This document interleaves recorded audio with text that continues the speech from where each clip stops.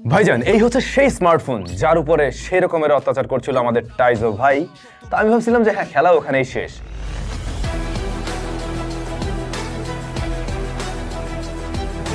But না, উনি লাস্টে কি করলো, বললো এই স্মার্টফোন তাকে খুলে দেখাতে হবে যে এটার ভিতরে কি অবস্থা, আদৌ কাদা ঢুকছে কিনা, আর যদি নাও ঢুকে থাকে কেন আসলে ঢুকে নাই। এটা আমার চ্যালেঞ্জও পাস করে গেল। এই ফোন তুই আমার খুলে দেখাবি এটার মধ্যে কি আছে। তো আজকে আমরা Honor X9D ডিভাইসটাকে খুলে দেখবো, একটা ডিসঅ্যাসেম্বল ভিডিও করতে চলছি। অনেকদিন পরে ফাইনালি একটা স্মার্টফোন খুলতে পেরে আমার খুব ভালো লাগছে। এই ধরনের খোলাখুলি আমার বেশ ভালো লাগে, আপনারাও বেশ এনজয় করেন। চলুন খোলা যাক অ্যান্ড দেখা যাক Honor X9Dর ভিতরের কি অবস্থা, আসলে কাদা টাদা আছে কিনা। খোলার জন্য আমাদের অবশ্যই এই জিনিস লাগবে, আরও অনেক কিছুই লাগবে।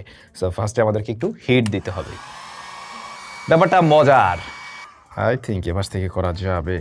এই কাজ ঘরে বসে কারোর করার দরকার নেই। যারা একটু আগে কয়েকবার করছেন বা প্রফেশনাল, জানেন যে কিভাবে করতে হয়, তারাই করার চেষ্টা করেন। এর বাইরে আর আমি অত যত্ন নিয়েও খুলছি না, কারণ আমার তো এটা কোনো এমন না যে কোনো কেউ সার্ভিস করতে আসছে। আমার মন মতো খুলতে পারলেই হয়ে যাবে। ওকে, আই থিঙ্ক ইয়েস, খোলা গেল এবং ভিতরে আমরা ব্যাটারি দেখতে পাচ্ছি। আর আপাতত বোধহয় এটাকে বন্ধ করে নিলে বরং ভালো হয়। এই মুহূর্তে ফোন অনেই রয়েছে, কিন্তু আমরা এটাকে অফ করে নিব। আর আমরা সিম এজেক্টর টুলের মাধ্যমে সিমটা বের করে নিব। এটাকে বন্ধ করে এভাবে পাওয়ার অফ করে দিলাম। আমরা পরে আবার অন করার চেষ্টা করব, যে দেখা যাক অন হয় কিনা। এই ছিল ব্যাকশেলের অবস্থা। ব্যাকশেলের এখানে আমরা কি দেখছি, ক্যামেরার জায়গাটা রয়েছে। আর এইটা কি থার্মাল আইসোলেশন, এই ধরনের কোনো কাজে হয়তো ব্যবহার হচ্ছে আর কি। যাই হোক, এই সমস্ত জিনিস আমি একটু কম চিনি। এনিওয়ে, আমরা এখন এই পার্টটা খুলবো, আর এই জন্য আমাদের স্ক্রু ড্রাইভার দরকার।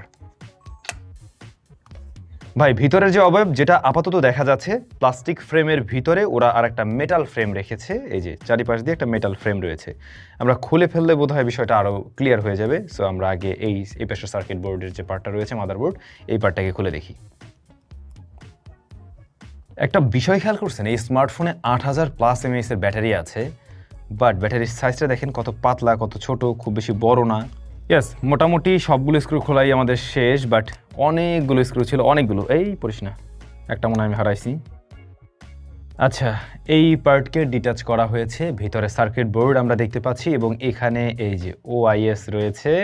এই যে এটা যেভাবে ওয়ার্ক করে, অনেকে জিজ্ঞেস করেন না OIS কীভাবে কাজ করে। এই দেখেন ক্যামেরাটা, জাস্ট যেগুলোতে OIS থাকে না, ওই ক্যামেরাটা কিন্তু একদম ফিক্সড থাকে, বাট এখানে কিন্তু OIS রয়েছে, যে জিনিসটা মূলত ফোনটাকে স্টেবল রাখার ট্রাই করে। ওকে, আমরা কানেক্টরগুলোকে আলাদা করে ফেলবো।